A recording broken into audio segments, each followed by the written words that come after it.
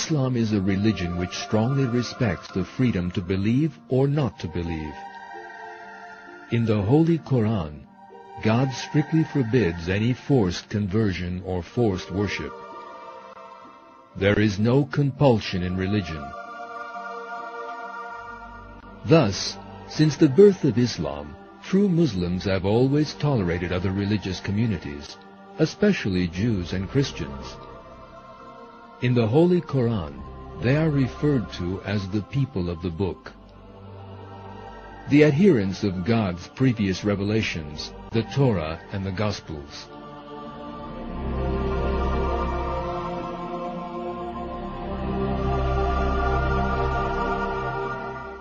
When Islam started to spread beyond Arabia, many Jews and Christians came to live under Muslim rule.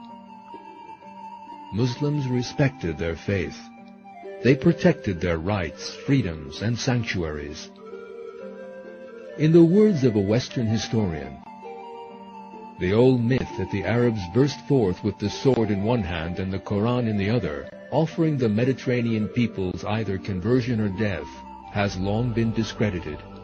In fact, the Arabs tolerated the religious practices of the Christians and Jews they conquered. When Jerusalem was conquered by the Caliph Omar, he visited the Church of the Holy Sepulchre and kindly promised the Patriarch that his shrine would be spared.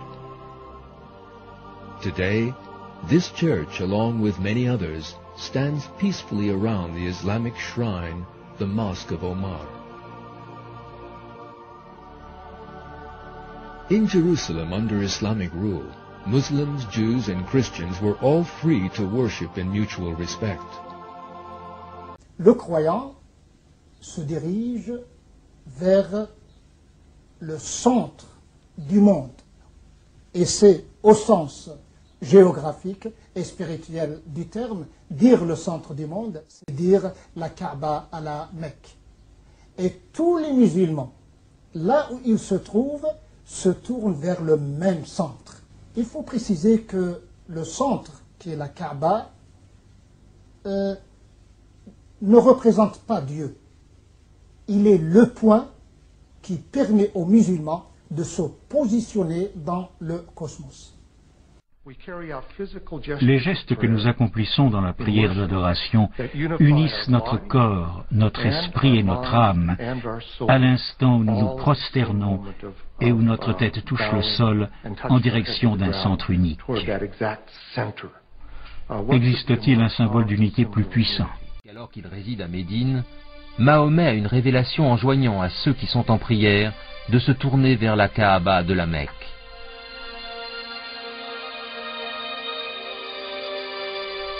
Bien qu'elle soit remplie d'idoles païennes, c'est toujours le sanctuaire d'Abraham, le premier croyant en un seul vrai Dieu.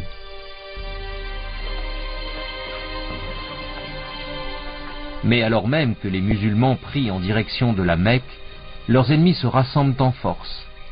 Leur but, éliminer les musulmans. En 630, la population terrifiée de la Mecque s'attend à être massacrée. L'armée de Mahomet est sur le chemin du retour, forte à présent de 10 000 hommes.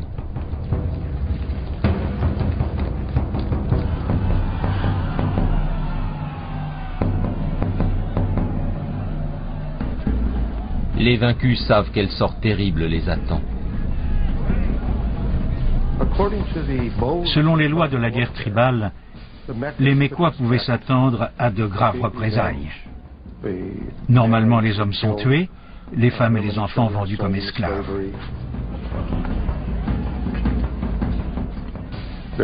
Il y a peu de pitié pour les perdants dans une guerre tribale. Bien sûr, c'est le cas dans le monde entier.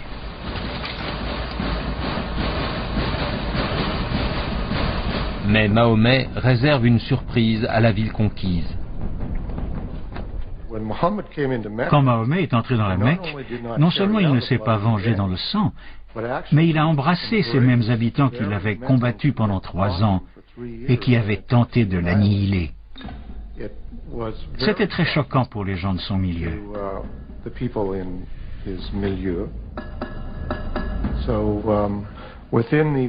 On trouve donc dans les fondations de la religion des épisodes d'une grande générosité, souvent des actes d'une gentillesse et d'une clémence extraordinaire.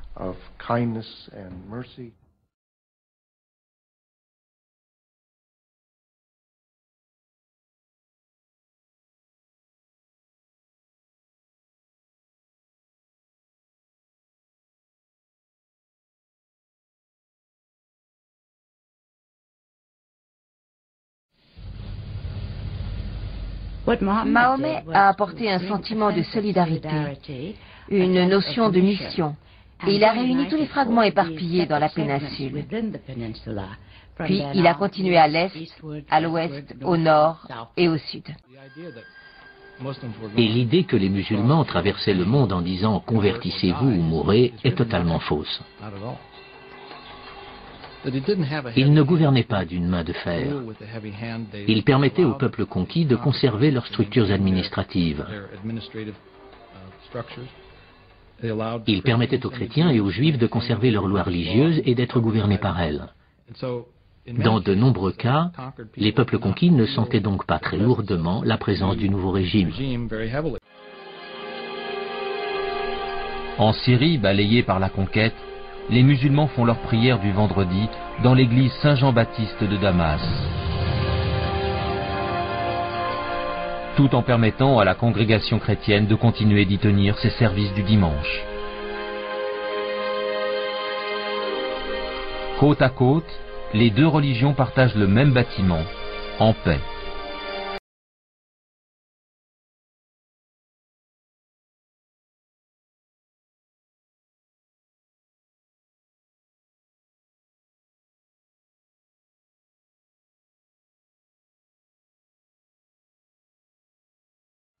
Avec l'islam arrivait un nouvel ordre, un nouveau mode de vie, et un très beau mode de vie, parce que tous étaient égaux, noirs, blancs, hommes, femmes, enfants.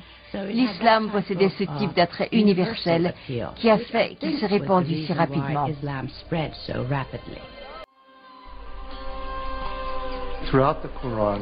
Tout le Coran donne le sentiment de l'humanité de Mahomet, de son humilité et du défi extraordinaire de la mission que lui a imposée sa révélation divine.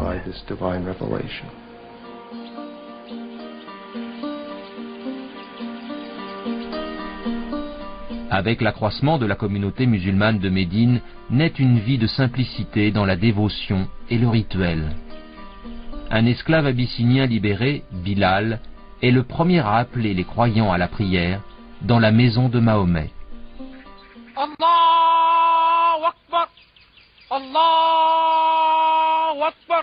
C'est la première mosquée.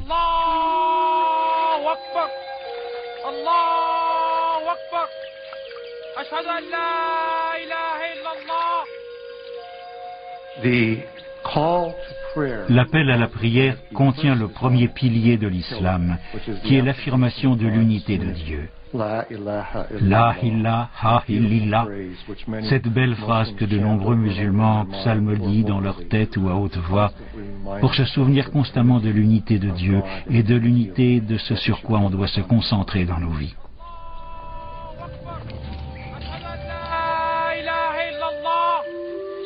أشهد أن لا إله إلا الله أشهد أن محمدا رسول الله